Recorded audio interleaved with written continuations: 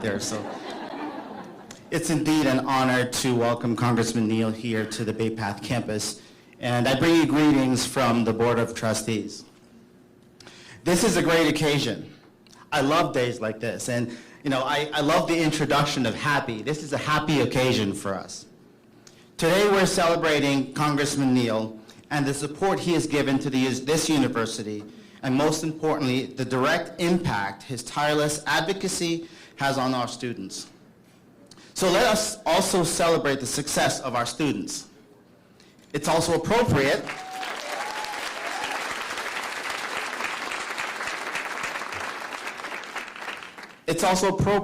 to celebrate our faculty and staff, who will now do the work to make the promise of this award a reality.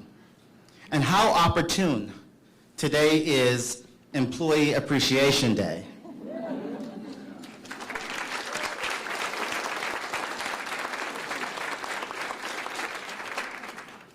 Congressman Neal has been an extraordinary friend and advocate of the Bay Path's mission and our strategic initiative.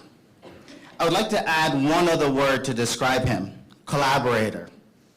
I say this word in the best sense possible. You're collaborating with us on our vision that Bay Path students will have a better career, richer life, and a brighter future. Congressman Neal, this is the aspiration that drives the Bay Path community. Together with your support, we're ultimately working to build a healthier, stronger, and more vibrant community. These are communities where we work, live, and raise our families. This is our home. We are so proud, with your help and your advocacy across the region, to make our home a better place for all of us. On behalf of the Board of Trustees, I want to share our deepest thanks to you and to your staff as well, so give them a round of applause.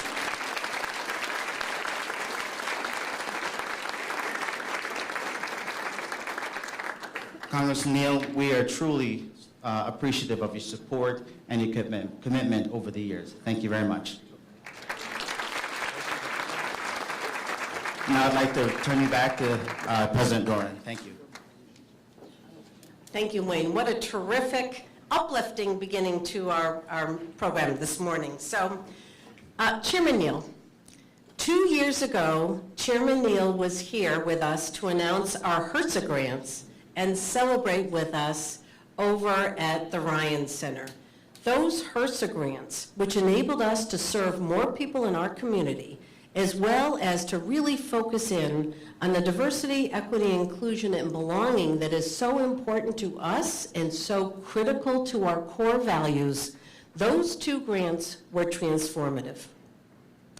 This grant today will have an equally transformative impact. This grant allows us to develop a student success center, which will be at the core of how we serve our students. It has to do with creating that culture of caring that is our distinguishing factor. It is what separates us and what defines us as a community. And so this culture of caring is going to be so enhanced because caring involves heart and head. It involves leading edge technology and personalization.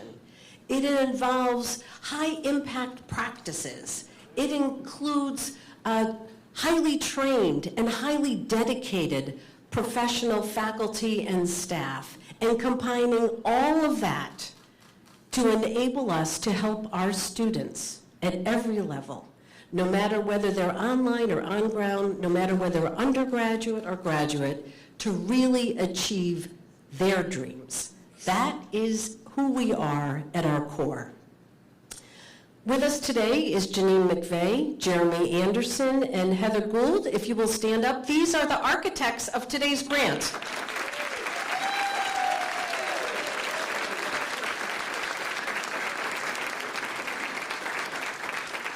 So as you can imagine, these grants are highly competitive. And so it was really important that we really refine this grant, that we zero in on the benefits to our students who then go out into our community. You all know this. 80% of our students come from our community and stay in our community. So we are truly that pipeline. We really are grateful for this support because this will enable us to continue to do what we do best, which is to provide the best student learning experience we can. So thank you, Chairman Neal. You have been a friend of ours forever. And we're extremely grateful, and we look forward to your words of inspiration and your future support. So thank you. Thanks. Well, thanks to you, Madam President, to the faculty, the staff, and the student body here. One of the nice things about coming to Bay Path University, it's always a good news story. And just a little bit of background, because when you have an audience like this, particularly such a youthful part of the audience, it's always a chance to talk about government spending. And as you know, the public in the generic, they tend to object to government spending, but they support it in the specific. That's a key consideration. And I think that there's also a very important element to this discussion. I always like doing this when I'm in an academic setting because you can tell much of my life has been spent in academics, the last 24 years at the University of Massachusetts as well. But it's a chance to explain something that I think that sometimes it's missed because today, particularly students of your age that are keen on the internet and social media, where the information is kind of blasted at you every 2 seconds and the topic gets changed. So we move to the next conflict or controversy very quickly and very readily. So there's less time to do context. And media tend to focus conflict because there's less space and less time to explain things. So there's a good reason in our constitutional system that Congress is mentioned as the first branch of government. Very good reason, to provide a check on the executive. That's what the American Revolution was about.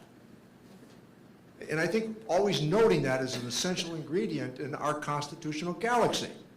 So people will say to me from time to time, the president says this or a president says that, and I always remind them in audiences like this, there are so many academics, members of Congress don't serve under presidents. We serve with presidents.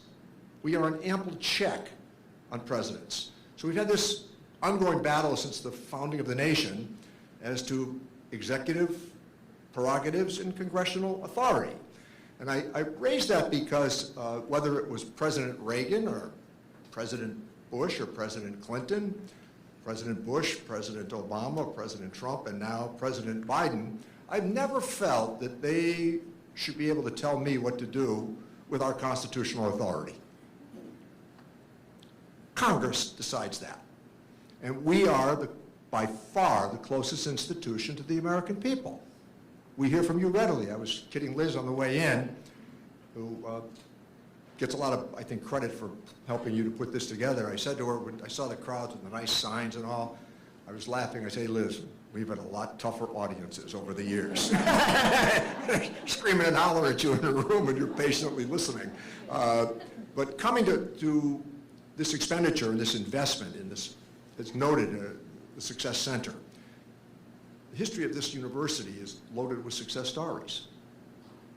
And one of the nice things about getting to participate with you, most of you are going to stay nearby in the future. You're going to be the infusion of knowledge and success and energy that's going to go into the story of what happens here in the Pioneer Valley in central and western Massachusetts. So when you consider that you're also a full partner in the Cyber Center, I listened to a pretty good NPR story this morning about what cybersecurity is going to mean in the near future and the long-term future. And I was with the president in Baltimore Wednesday night. He raised it again. But what's essential is you're turning out students here that are going to be able to participate fully in the American economy. Now, the American economy has rebounded so much more quickly than the rest of the world. You know, for all the talk, if we were standing here 3 years ago, the media were entirely focused on how China was handling the pandemic. Well, I don't think anybody who watched it 6 months ago would have been saying that they handled it very well. In New Zealand, they were the ones. Well, the Prime Minister just announced her retirement, and she's polling at 38%. So let me give you that economic snapshot that's essential. On March 11th of 2020, Dr. Fauci gave his warning as to what was to come, and it sure did come. So in 3 months, America lost 20 million jobs. That's why we have unemployment insurance. That's why we had the Paycheck Protection Program. That's why we had the loans for small businesses across the country. And I bring that up because now in the rearview mirror, there's always that opportunity to critique what it was that we were doing. But when you look at not only that all 20 million jobs have been returned, but there are now 11 million jobs in America every single day that go unanswered. That means that the following, that there are 2 jobs for every unemployed person in America right now. 2 jobs. So it's the power of the idea, which is part of your success story. And I was talking to a young woman here today, and we were talking just briefly, that 30-second conversation about entrepreneurship, right? And, you know, I always say to students, you should read the history of Steve Jobs. Not the easiest personality, in fact, a pretty difficult personality. But he had there's this magnificent line that he uttered all of the time. We need to show people what they're going to want. And the business professors, they're nodding their heads because that's part of our job. And I think that what we're doing here is we're providing you with just another dimension to what it is that you're going to undertake. So it's always a good news story, and even as I talked about the faculty and the staff and the students, the other part of this great institution is when I come by on a cold winter night with the snow on the ground, the grounds always look spectacular, welcoming. So to the professional staff that does that as well, a note of congratulations. And so I think President Dornan, she's done a great job here. And she tells a good story every day. And I'll just close on this note that there's 2 stories in America every single day. There's ones our friends in the media want to tell, and there's the ones that we want to tell. And there's competition. Some days there's conflict over it. But when you have a chance to get out these good stories like this, you want to tell them because you want to remind people of the investment of hard-earned tax dollars and how those are expended in the end with, incidentally, accountability. It's not just the blank check. It's, okay, we do this, and then eventually there's a review. So the scrutiny, the microscope that is put on these grants, it has to stand up. And so the professional staff that work with Liz in my office, when you submit this, they are reviewed by professionals who do nothing every day but review the application. And they go through them, I've got to tell you. And to get to the point that we are with this $1 million, it's a nice story, but most importantly, it's because of what you all did and what President Dornan and the staff here does every single day. So congratulations from the United States of America.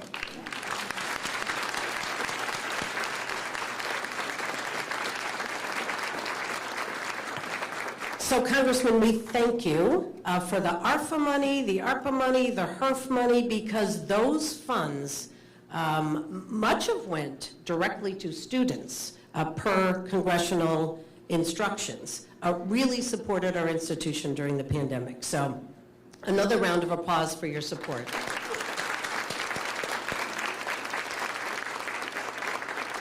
So speaking of student success stories, and thank you for that introduction, I'd like to invite Julia Dudek, who is the president of our SGA, to come up and offer her words of thanks. Julia and her family came to the United States from Poland when Julia was 6, knowing no English, speaking only Polish. So from there, obviously accomplished everything, is what I would say, going through elementary school, middle school, high school, Bay Path University, and now hopefully on to graduate school. That's her dream. And so we couldn't be more thrilled that Julia has been part of our community for the last 4 years And as the alums know in this audience, once you're part of our community, you are always a member of the Bay Path community. So please join me in welcoming Julia Dudek.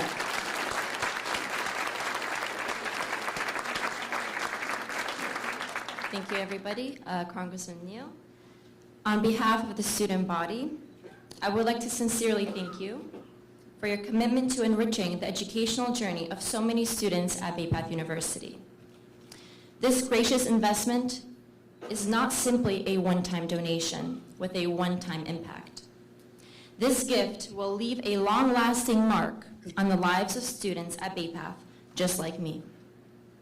You are part of our success story, and no words can truly encompass how deeply we appreciate your dedication and generosity.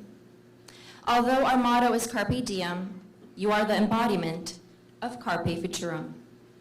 Thanks to you, we can seize our destiny. Thank you, and go Wildcats.